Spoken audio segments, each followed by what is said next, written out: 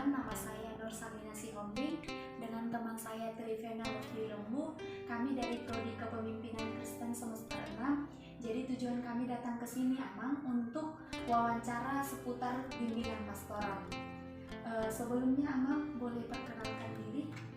Nama saya Pendeta Irfan Kasori, saya pendeta di GKP Damai, Dr. Ilmensian Society. Baik Amang. Jadi di sini Amang ada mungkin nanti beberapa pertanyaan kami seputar bimbingan pastoral, tapi langsung saja ke yang pertama. Apakah sudah ada di gereja kita ini atau di resort kita ini Amang diadakan tentang pelayanan pengembalaan bagi jemaat? Roh gereja itu kan penggembala. Gereja itu ada untuk menggembalakan. Maka kalau gereja itu tidak ada penggembalaannya, berarti bukan gereja namanya. Pengumuman arisan namanya begitu. Ya pastilah, semua gereja pasti ada penggembalaannya. Cuman mungkin bentuk-bentuk penggembalanya tidak terlalu sama antara gereja yang satu dan gereja yang lain.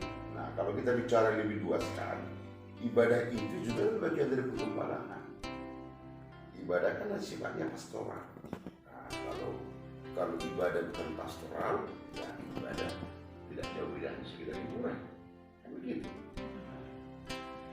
Jadi Amang sudah berapa lama lah diadakan di jemaat kita atau di resort kita bimbingan pastoral? Maksudnya bimbingan pastoral untuk apa ini? Untuk semua anggota jemaat. Misalnya Amang bimbingan pastoralnya seperti konseling pranikah, baru ada jemaat yang sedang mengalami penderitaan gitu. Oke, kalau bimbingan pranikah saya kira saya lupa satu namanya. Karena kan di semua jemaat IGP itu wajib dilakukan. Tidak mungkin ada pernikahan tanpa ada bimbingan pranikah. Terus kemudian kalau di GKPI itu kan ada namanya kata penggembalaan. Kata penggembalaan itu adalah hukum disiplin anggota jemaat atau hukum disiplin gereja. Jadi barang siapa yang melakukan pelanggaran misalnya, contohnya pernikahan dan yang lain-lain itu, ya pasti aku mendapat penggembalaan.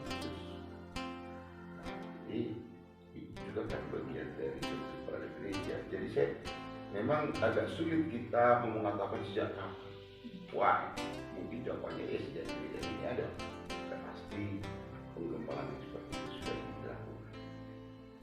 Jadi Amang semenjak Amang sendiri yang mengadakan petata gembalaan atau bimbingan pastoral itu, apakah sudah ada dampaknya bagi jemaat yang mengalami penderitaan tersebut dan lingkungan sekitar? Kalau dampak dari sebuah pastoral itu kan tidak bisa kita samakan ibarat makan cabai sekali kita masukkan.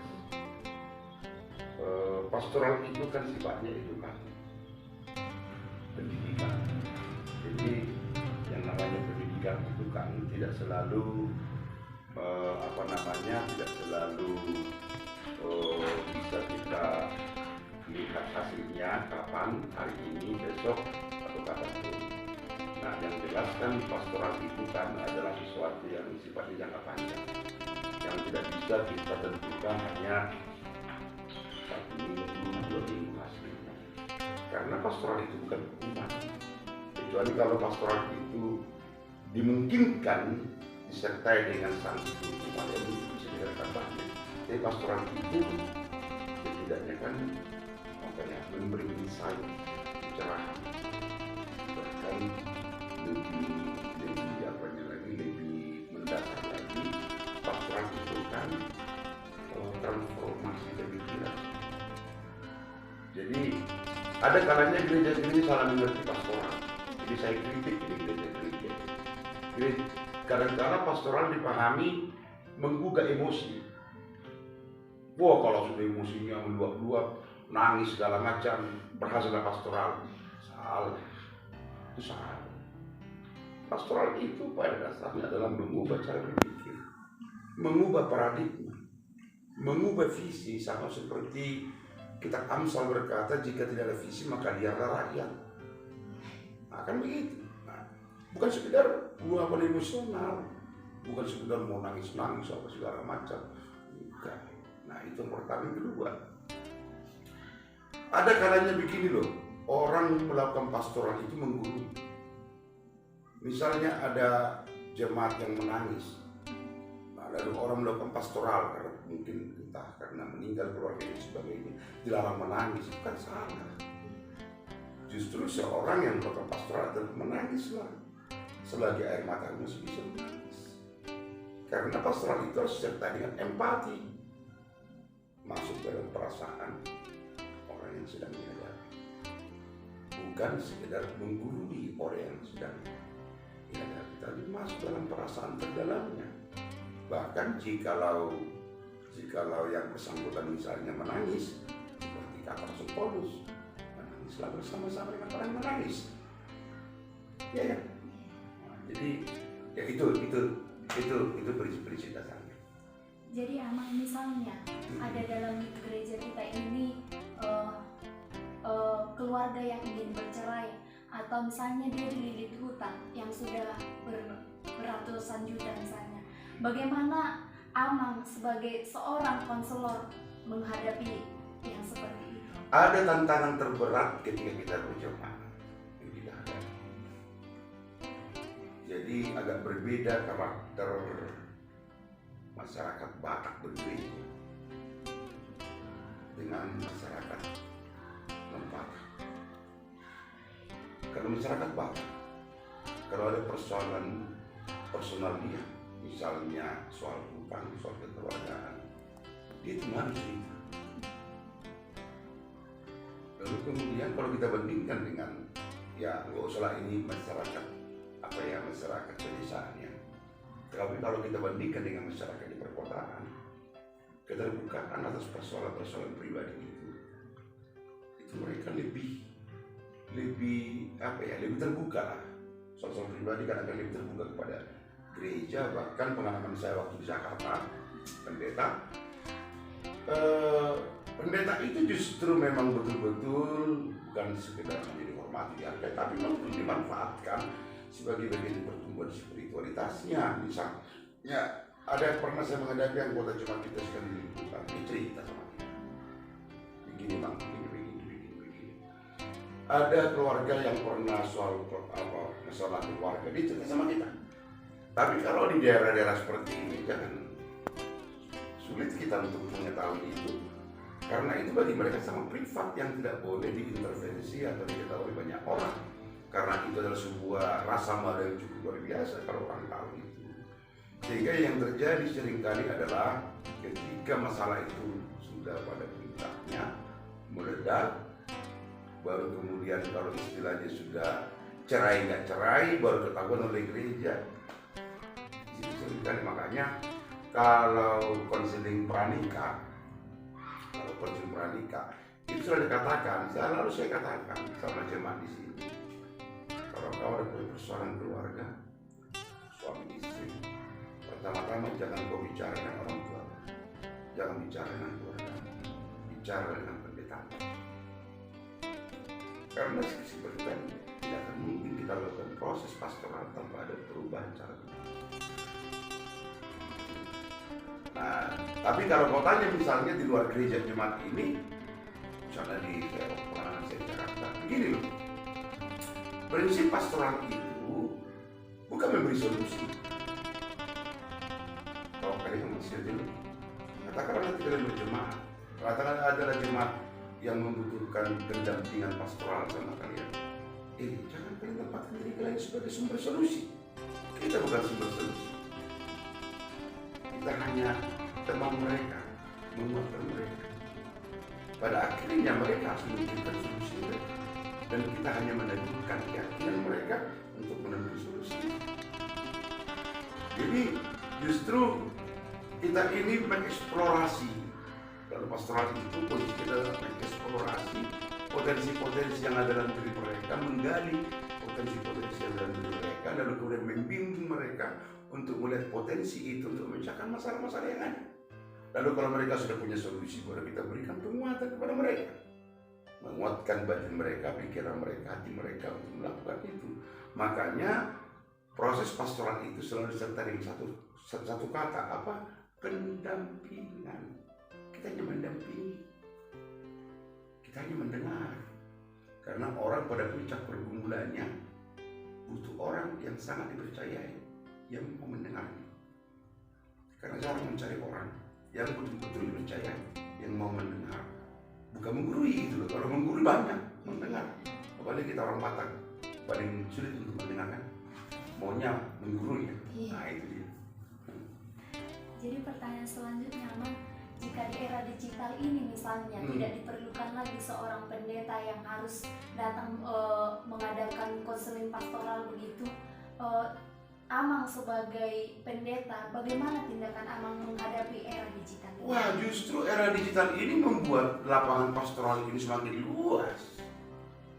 Kalau kau tanya kau soal misalnya dunia digital, dunia online dan sebagainya itu, jemaat yang saya pastoral kan bukan hanya ini saja. Waktu COVID ini saya cerita di pengalaman ya, bukan jemaat sini tapi jemaat sekarang. Dia sudah sekarang, dia minta saya mendoakan dia langsung melalui WhatsApp. Kalau sekarang, makanya kalau para pendeta sekarang sebenarnya, nah ini uniknya. Kalau kita katakan pendeta sebagai konselor, tapi pendeta gagap teknologi, maka saya harus katakan pendeta itu perlu bertobat.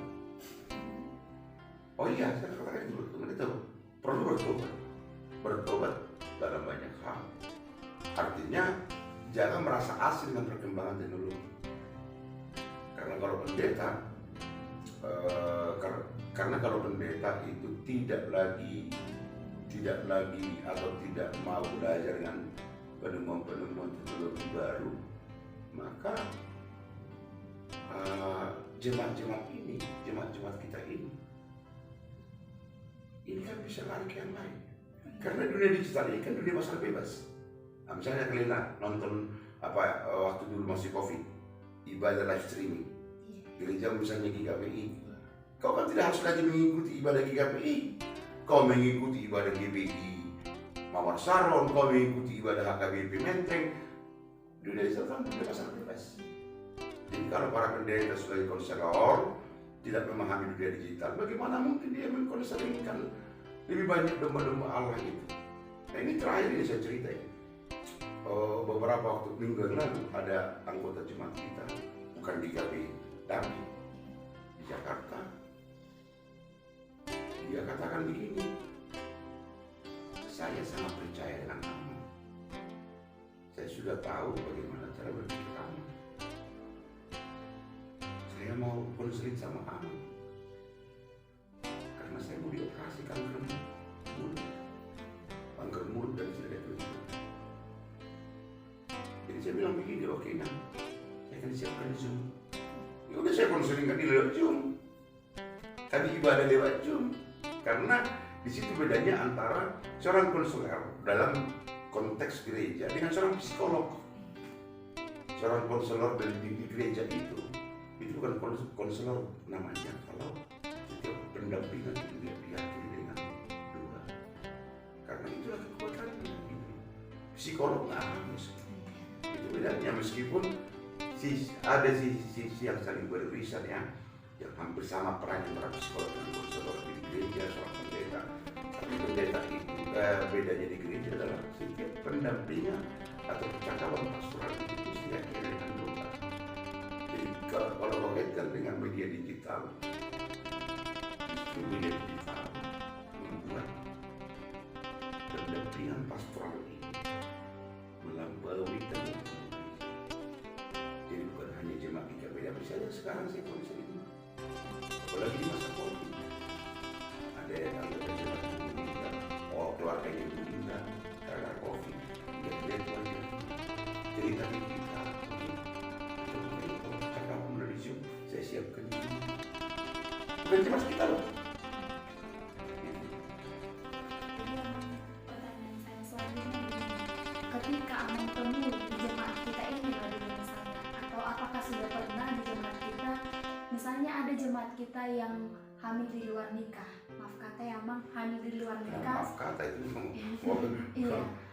Apakah gereja kita memberikan hukum siasat gereja atau RPP gitu?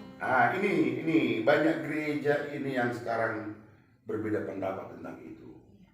GKPI tidak menggunakan istilah hukum siasat gereja, tidak lagi menggunakan itu, karena bagi anggota jemaat yang melanggar disiplin anggota jemaat atau disiplin gerejawi, kalau menggunakan istilah hukum siasat gereja, maka orang itu mesti dihukum. Padahal kalau kita masuk dalam pemahaman teologi, ketika Yesus memberi perumpamaan tentang anak domba yang hilang, maka domba yang satu itu tidak dihukum, justru dirangkul, dikembalikan kepada kawanan domba-domba itu. Jadi kalau di GKP itu prinsipnya adalah mengembalikan domba yang hilang, bukan menghukum domba yang hilang. Mengembalikan domba yang hilang itu ya memberi mereka perspektif baru, memberi mereka pengajaran, penguatan atas apa yang pernah mereka sudah pahami. Nah, lalu supaya mereka dikembalikan ke kawanan domba itu. Proses itu disebut dengan tata penggembalaan. Nah, jangankan hamil luar nikah, pas-pas raja, maka banyak hal. Ya memang saya selalu katakan, anggota jemaat yang, jadi saya gini, saya paling tidak suka kalau jemaat kita melanggar disiplin gereja, misalnya hamil luar nikah, pas-pas raja. Karena apa? Yang saya bayangkan adalah pekerjaan saya. Kalau itu sudah terjadi, yang saya bayangkan berarti bertambahlah pekerjaan saya. Tambah ada capeknya. Karena saya harus menyiapkan waktu buat mereka untuk melakukan pendampingan pastoral. Ini baru kemarin hari Senin baru selesai satu pendampingan pastoral sekian bulan. Bayanginlah setiap Senin sore saya harus ketemu dia, ngobrol, segala macam. Itu jadi memang bukan paradigma menghukum yang kita pakai, tapi paradigma menggembalakan. Bukan paradigma pamicangyon yang mau kita pakai, tapi paradigma parmahan.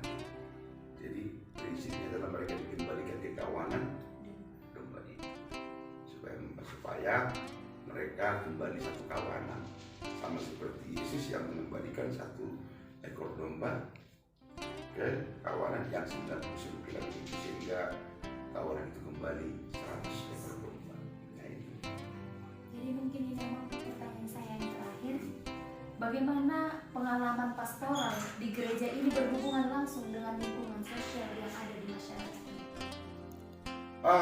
Jadi kalau pengalaman pastoral berhubungan langsung dengan lingkungan sosial itu begini. Karena pendampingan pastoral itu kan seringkali diasosiasikan secara negatif oleh banyak orang, sehingga memang satu hal yang paling kita hadapi adalah mengubah cara berpikir setiap anggota jemaat.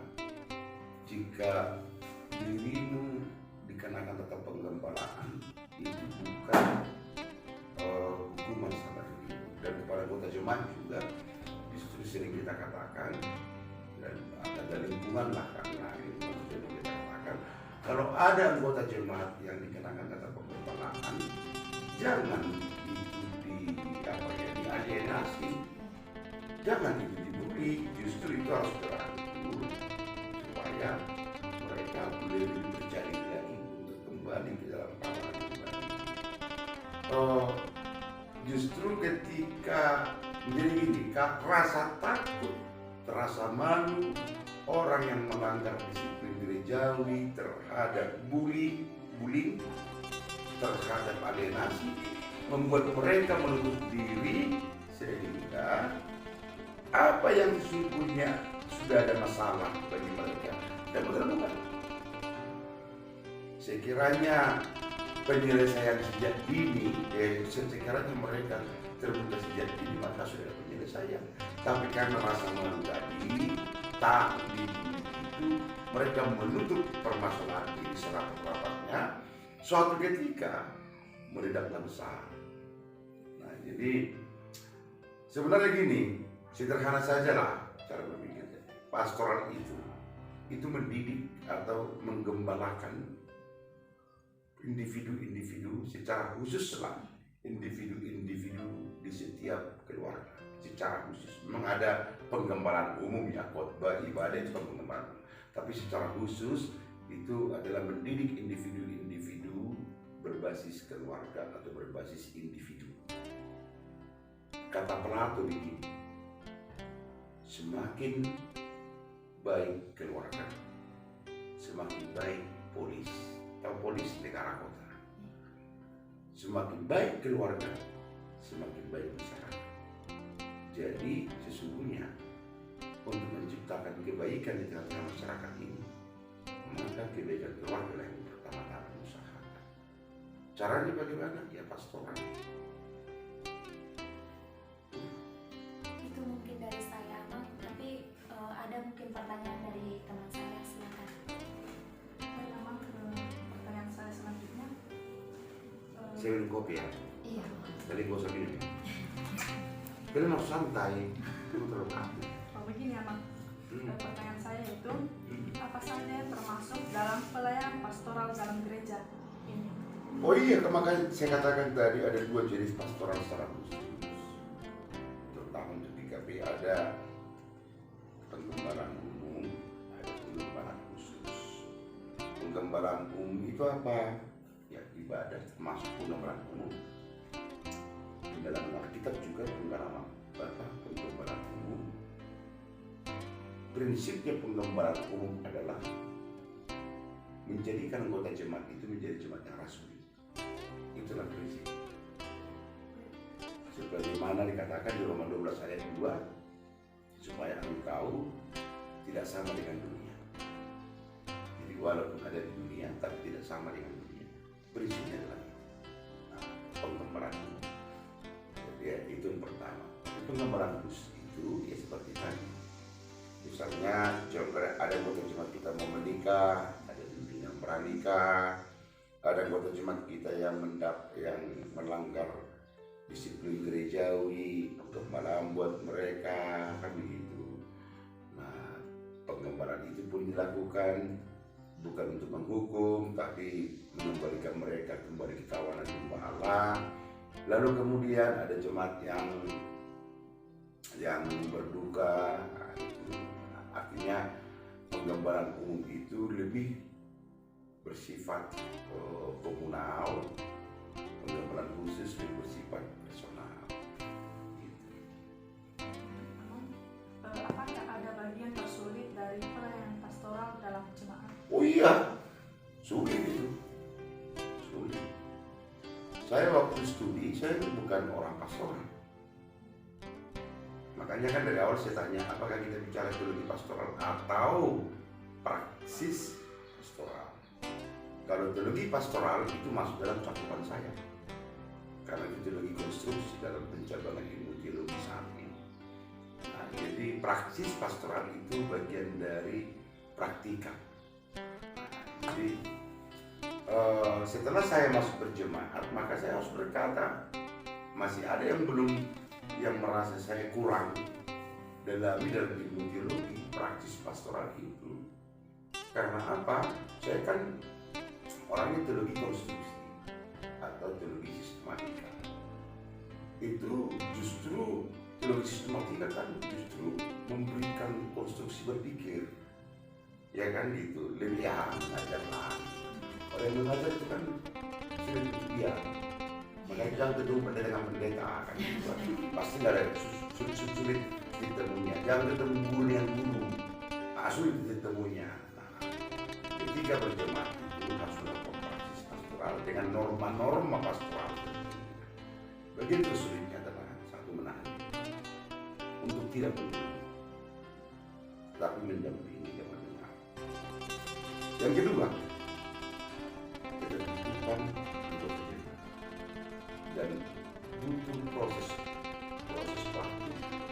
untuk mensugesti seorang anggota jemaat secara personal untuk terbuka berbicara. Keterbukaan jemaat, anggota jemaat kepada pendeta supaya dia mau menerima pelayanan pastoral dari seorang pendeta itu membutuhkan banyak syarat. Syarat dalam arti bukan syarat yang secara legalistik ya. Nah, syarat-syarat personal yang harus ada pada pendeta itu.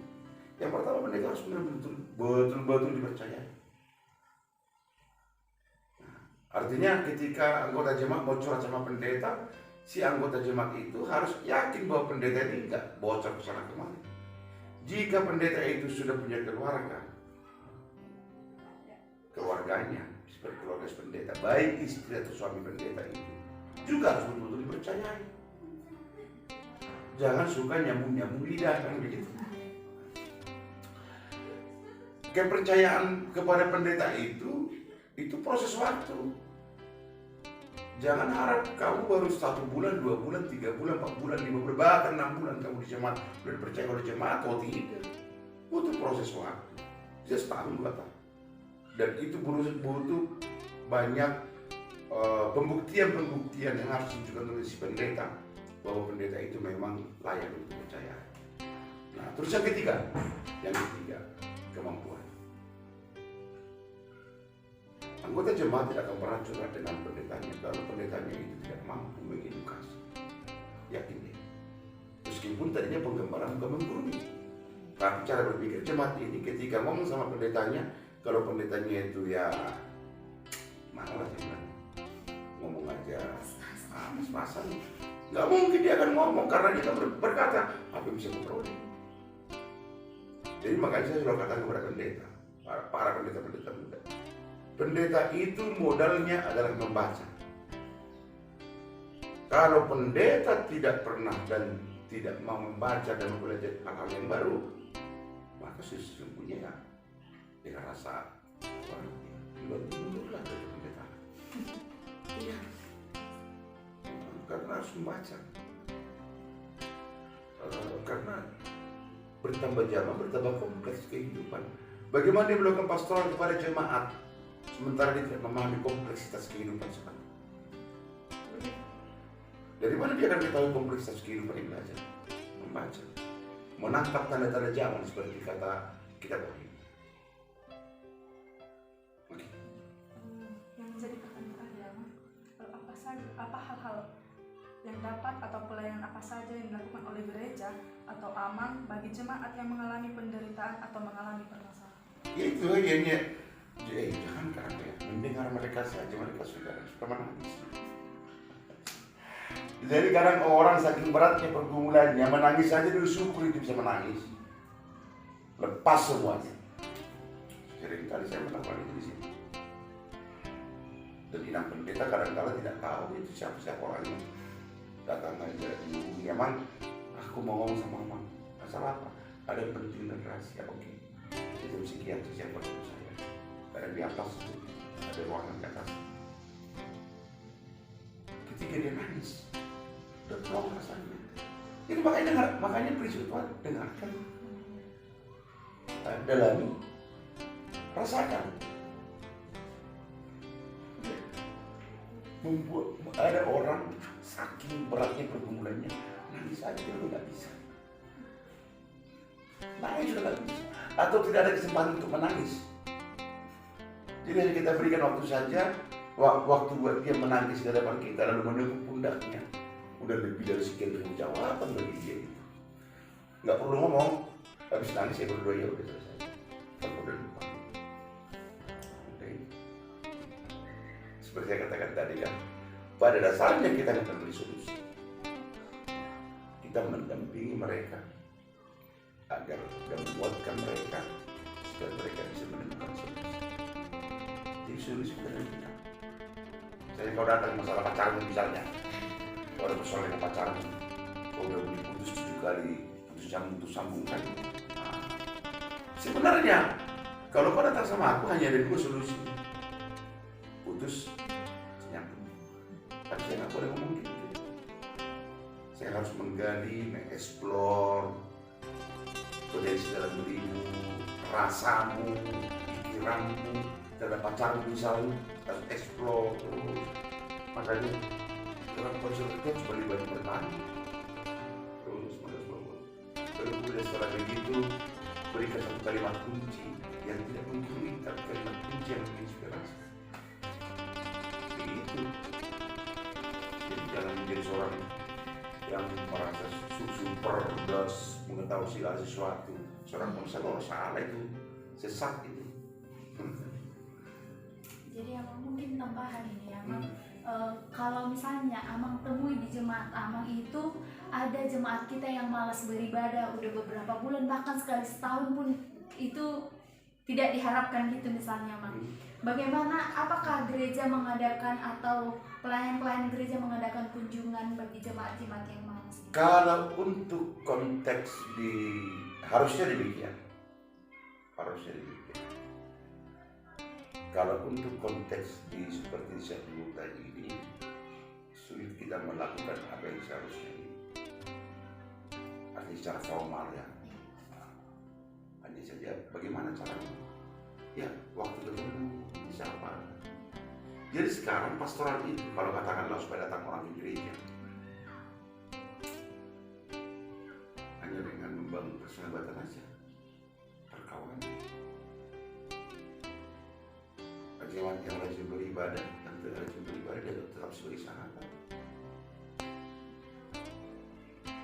Semua yang sedang di gereja, pelan-pelan. Tapi ada hal yang lebih penting lagi daripada ini. Kadang-kadang tindakan proses administrasi dan keuangan gereja dianggap bukan bagian dari pastoral. Padahal itu pastoral yang paling efektif. Saya punya teori begini. From the Trinity faith, dari kepercayaan di sini. Kalau anggota jemaat tidak betul percaya bahwa tata kelola di gereja itu memang akuntabel dalam perpanjangan, sebagus apapun pastoral perkunjungan yang sudah dilakukan, omong kosong semua. Ya. Makanya kalau untuk konteks yang kau bilang, misalnya pasal yang kau bilang, jemaat yang tidak beribadah, paling mendasar adalah ciptakan sistem akuntabel tentang gereja. Dan kemudian bangun semangat persahabatan tentang gereja. Maka anggota jemaat itu akan melihat bahwa gereja ini adalah pada rumput hijau dan air yang tenang dikenakan. Tapi kalau di gereja itu masih anggap kekuasaan. Pendeta sok merasa berkuasa, sintu merasa sok berkuasa, uang gereja nggak tahu kemana. Kalau tahu urea di sini, tak akan pernah hijau. Nah, itu. Mungkin itu saja yang boleh kami Sedikit. sampaikan seputar bimbingan pastoralnya, Amang. Kami sudah diperkaya dengan ilmu-ilmu yang diberikan Amang tentang seputar bimbingan pastoral. Kami mengucapkan banyak terima kasih, Amang. Oke.